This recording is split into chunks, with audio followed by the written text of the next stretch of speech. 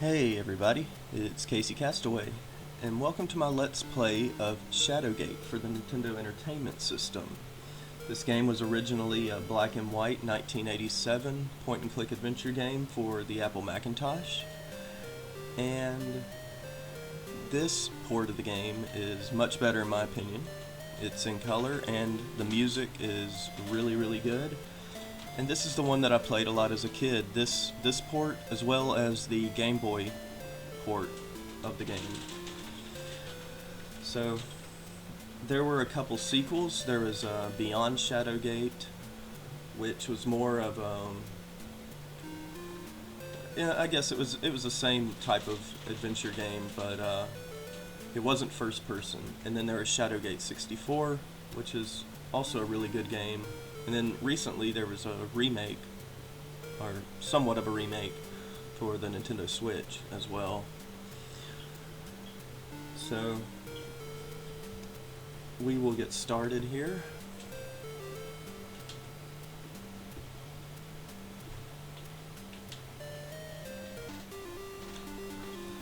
The last thing that you remember is standing before the wizard Lakmir as he waved his hands. Now you find yourself staring at an entryway which lies at the edge of a forest. The druid's words ring in your ears. Within the castle Shadowgate lies your quest.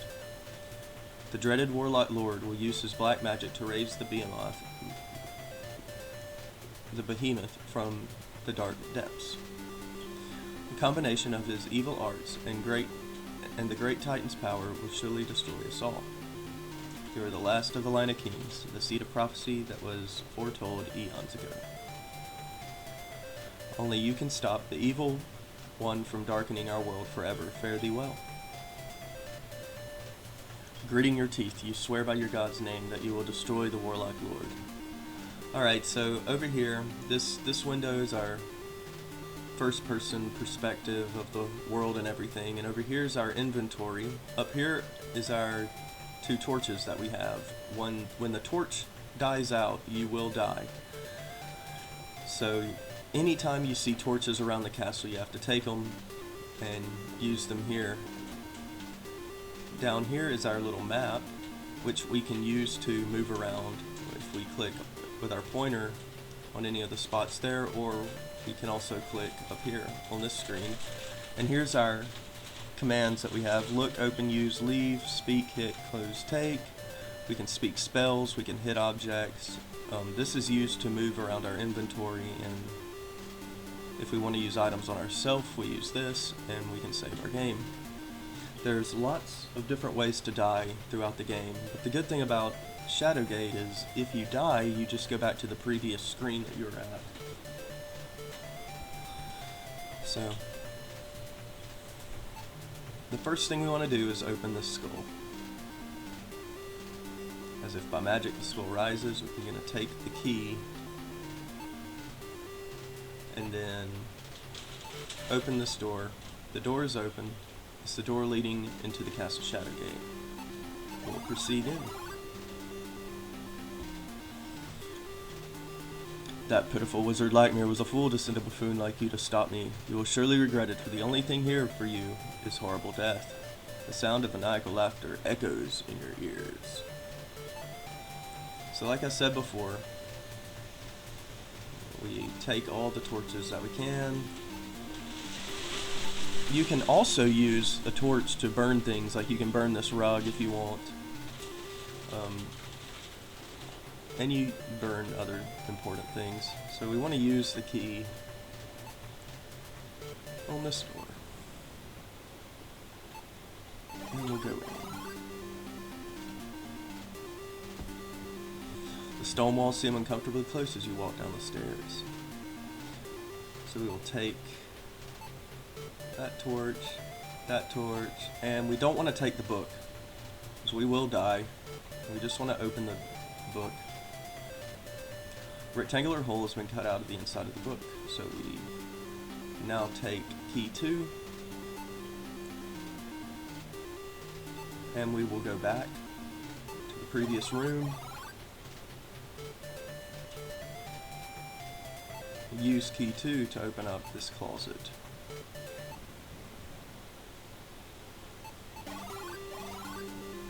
Oh, as you enter, you can see a sword and a sling inside, and these are very important items.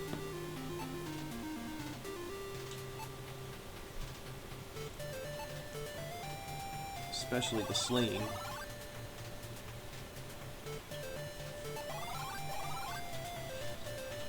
Alright, so we can go to the right here, but there's also a pathway here. If you can see that one stone is different than the rest, we can either open it or hit it. We can click on it. The stone falls away to reveal a secret passage. So we will go in there, and we will take this arrow. We don't want to try to go through this door, or we will fall. And we can't take these torches. This torch here is actually a lever. It's a hidden door. There's a spiral staircase leading down. We will go that way. You stand at the edge of a deep chasm. From the darkness below rise the screams of the undead. This cave is hewn roughly into the chasm's wall. So we can't go this way yet because we'll fall to our death. So we will go this way. What's this? A wraith is standing in your way, barring your path. Well, I guess we'll take the torches here.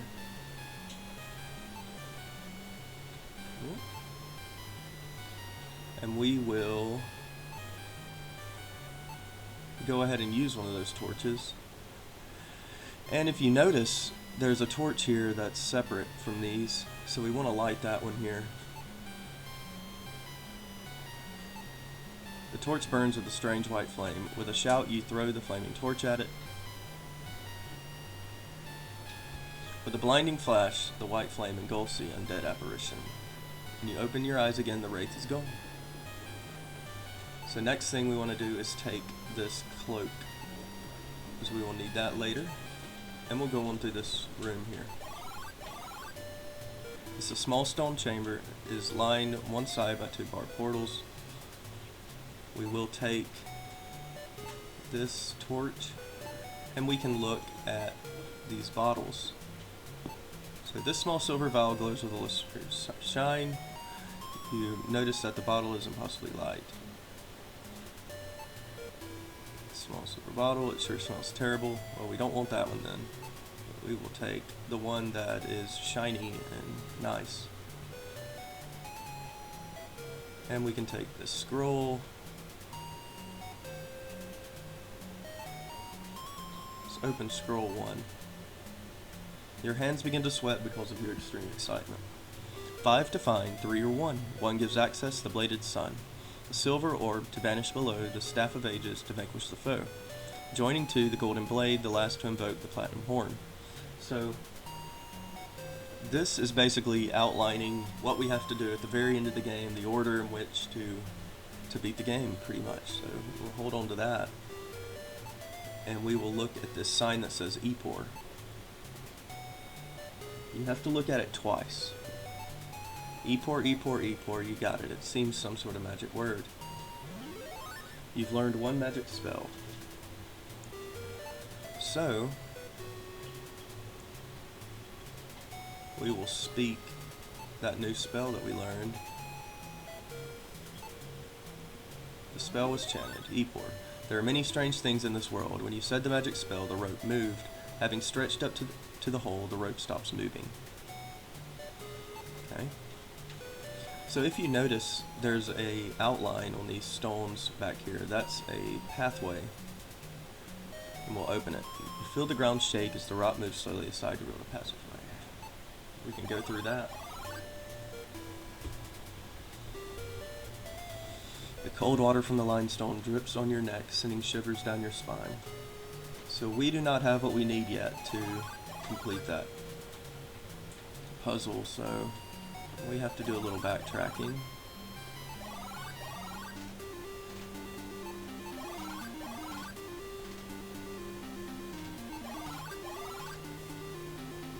And we will take the right path this time. The stones in these walls were probably cut by the hands of enslaved mountain dwarves. So we will open all these doors,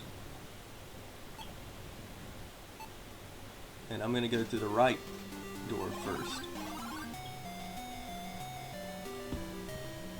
A shark swims by as if patrolling this calm pool. Let's go up this way. Water cascades over a subterranean cliff onto a cool, clean stream. So, extremely important. We have to take these stones. We'll take 2 of them. You only need 1. If I can click right on it. Okay. And then we will go behind the waterfall because you can't go that way.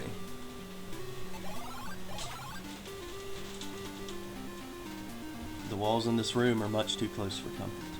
The damp walls of the Siri Cavern are rough and irregular. So let's hit that stone, or boulder, or whatever. You hit the rock as hard as you can.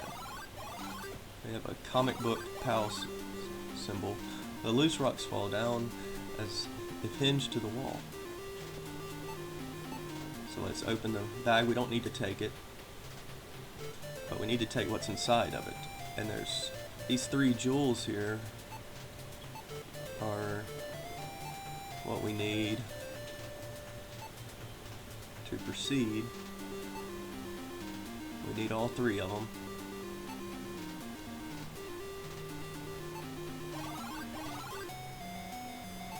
We go back. We can't do anything here just yet. And we'll go through the left door.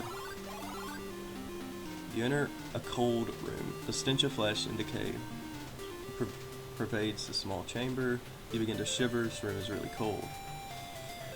So what we need to do is use one of the gems that we just found. We need the white gem, I think. The gem fits perfectly in the hole. A small crystal sphere magically appears on the stand. So it kept saying that the room was cold, and that's because the sphere is the cold object in the room. It actually will be used to freeze things. So yeah, well, let's take the sphere, and that will not help us out any going down there. I'm pretty sure that's a way to die. And we'll go ahead and go through this door. Fear grips you as you enter this hot room. So there's a dragon down there that's going to breathe fire on us, so we need to take the shield first. And we need a couple of these items. We need the hammer. You can only do this a few times before your shield melts away. Again, flame spews forth. You use the shield for your protection. It's getting hot. You don't know how much longer you can stand it. We'll take the spear as well. And we will go ahead and leave this room. You can come back after you cool down, but we don't really need anything else in there. We need to use one of our torches though.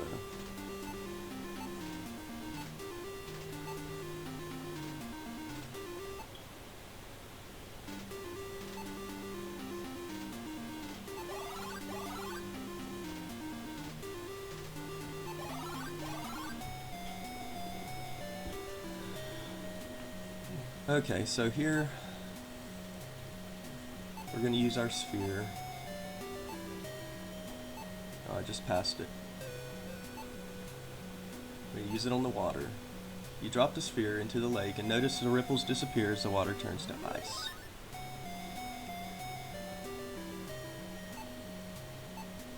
And we can take the key, not the wall. Okay. Wow. Alright, and we need to get our sphere back, but we can't. So we need to use our torch on the ice. You put the burning torch close to it. The torch melts away the ice over the sphere, allowing it to float to the surface. Not surprisingly, the lake quickly refreezes. But now we can take our sphere. Alright. So let's save our game. And we will continue here next time. But thanks for watching, and like and subscribe if you enjoy the content. And I hope you have a great day.